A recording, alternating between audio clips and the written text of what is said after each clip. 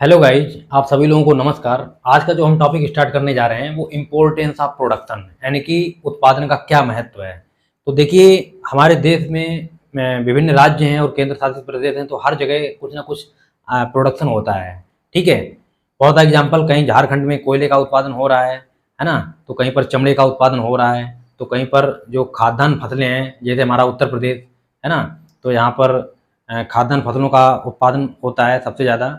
और मध्य प्रदेश में दाल वाली फसलों का उत्पादन हो रहा है, केरल में मसाले की खेती हो रही है, पंजाब हरियाणा में कमर्शियल क्रॉप हो रही हैं। तो इस तरीके से हमारे देश में विभिन्न राज्य हैं, तो वहाँ पर अलग अलग तरीके से प्रोडक्शन हो रहा है। तो वो कौन किस प्रकार का प्रोडक्शन हो रहा है, कितनी मात्रा में हो रहा है, किस किस्म का हो रहा है ना, उसके ऊपर डिपेंड करता है। तो ये प्रोडक्शन जो है व्यक्तिगत और सामाजिक दोनों दृष्टि से मतलब काफ़ी महत्व रखता है। और अगर हमारे देश की जो आर्थिक प्रगति है, आर्थिक कल्याण है, वो हमारे प्रोडक्शन की जो मात्रा है, प्रोडक्शन की जो किस्म है और जो वहाँ पर जो वितरण है ना, उसके ऊपर डिपेंड करता है। पता चल जाता है कि वहाँ की देश की आर्थिक स्थिति कैसी होगी। ठीक है। लेकिन यहाँ पर हम कुछ पॉइंट दिए गए हैं, इनके आधार पर हम ये बता रहे हैं कि उत्पादन का क्या महत्व है। तो सबसे पहला पॉइंट है सर्टिफिकेशन ऑफ नीड, यानी कि जो आवश्यकता की जो संतुष्टि है। अगर आवश्यकता की संतुष्टि होती है तो हम वस्तुओं सेवाओं का उत्पादन करते हैं। लेकिन लेकिन ऐसा होता है कि कभी कभी हम स्वयं से भी वस्तुओं सेवाओं का उत्पादन कर लेते हैं, और जो अगर हम नहीं कर पाते हैं तो मुद्रा के माध्यम से अपनी आवश्यकता की संतुष्टि पूरी कर लेते हैं। लेकिन ऐसा नहीं होता है कि हम सारी वस्तुओं सेवाओं का स्वयं से ही हम उत्पादन कर लें। ऐसा नहीं हो सकता है ना। तो कुछ वस्तुएं ऐसी होती हैं जिनका हम नहीं कर पाते हैं, तो वो हम पैसे के माध्यम से, मनी के माध्यम से हम वो आवश्यकता की संतुष्टि पूरी कर लेते हैं। ठीक है। दूसरा पॉइंट है हमारा बेसिस ऑफ इकोनॉमिक वेल्थ, यानी कि आर्थिक समृद्धि का आधार।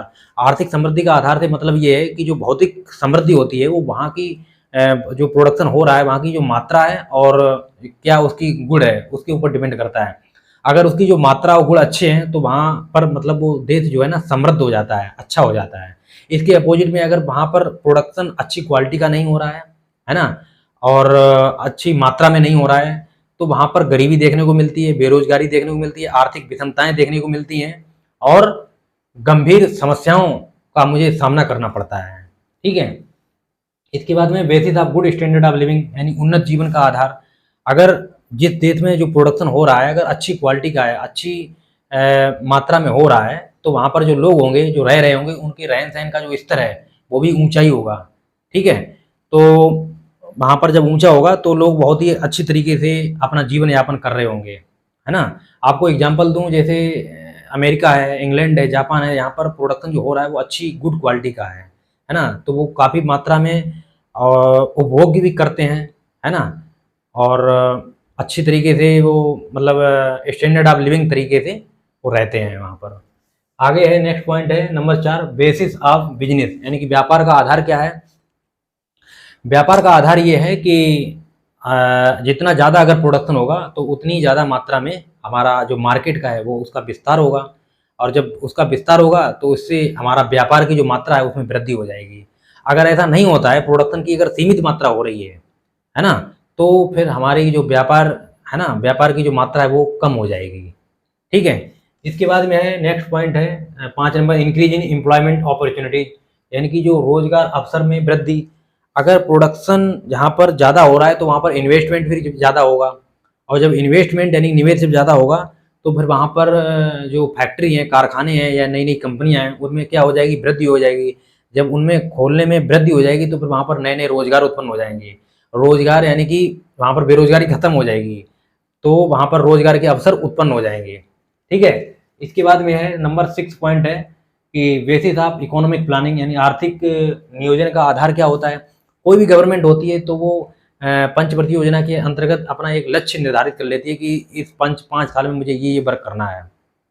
ठीक है। वो हमारी प्रोडक्शन की मात्रा पे ही ये पता चलता है कि हमारा देश कितनी मतलब सफलता में है और कितनी असफलताएं मिल रही हैं, ये हमारा मूल्यांकन करती है। ठीक है। आर्थिक नियोजन ये उत्पादन उद्देश्य से जो मूल्यांकन किया जाता है इसके अंतर्गत। उसके बाद में है 7 नंबर है बेसिस ऑफ नेशनल सिक्योरिटी, राष्ट्रीय सुरक्षा का भी आधार है। अगर हमारे देश में ज़्यादा मात्रा में अगर प्रोडक्शन होगा तो इससे सरकार को भी आय प्राप्त होगी। जब सरकार को अगर इनकम प्राप्त होगी तो उससे क्या होगा, सरकार जो आधुनिक जो हथियार हैं, लड़ाकू विमान है ये भी तैयार कर लेगी, ठीक है। और हमारे देश में क्या वो करेगी, विकास भी करेगी। किससे, जिससे जो कर लगा रही है उससे जो इनकम प्राप्त हो रही है इसके माध्यम से। और उसके बाद में है इंक्रीज इन गवर्नमेंट इनकम, यानी कि राष्ट्रीय आय में वृद्धि।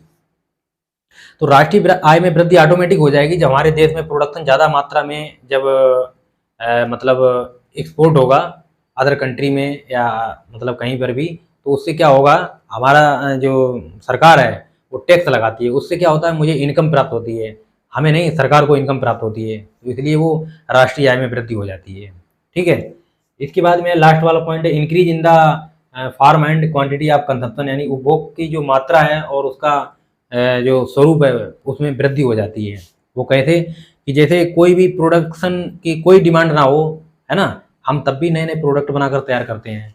फिर उसके बाद में क्या होता है कि हम एडवर्टाइजमेंट करते हैं, हम प्रचार करते हैं, है ना, उस चीज़ के बारे में जानकारी देते हैं, ज्ञान देते हैं, तब लोगों को ये पता चलता है इस चीज़ का ये महत्व है, तो फिर लोग उस चीज़ को खरीदने लगते हैं, जिससे कि प्रोडक्शन मुझे ऑटोमेटिक उसकी डिमांड बढ़ने लगती है ना, प्रोडक्शन की, तो फिर हम प्रोडक्शन बढ़ाने लगते हैं। आपको उदाहरण दूँ, जैसे पहले मोबाइल और ये कंप्यूटर और ये लैपटॉप के बारे में हम मतलब बिल्कुल कुछ नहीं जानते थे, क्या होता है, क्या इसका अस्तित्व है। लेकिन आज पूरे वर्ल्ड में मोबाइल हुआ या फैक्स मशीन हुआ, कंप्यूटर हुआ, इसका बिल्कुल अस्तित्व ही नहीं था हमारे भारत में, लेकिन आज पूरे विश्व में इसकी डिमांड बढ़ रही है ना। तो ये उपभोग की मात्रा और परिणाम दोनों में वृद्धि हो रही है इसके माध्यम से, है ना। तो यहीं पर मेरा इतना ही टॉपिक है। आशा करते हैं कि आप सभी लोगों को समझ में आया होगा, और अगर ना समझ में आया हो तो आप नीचे कमेंट बॉक्स में लिख सकते हैं, ठीक है। धन्यवाद।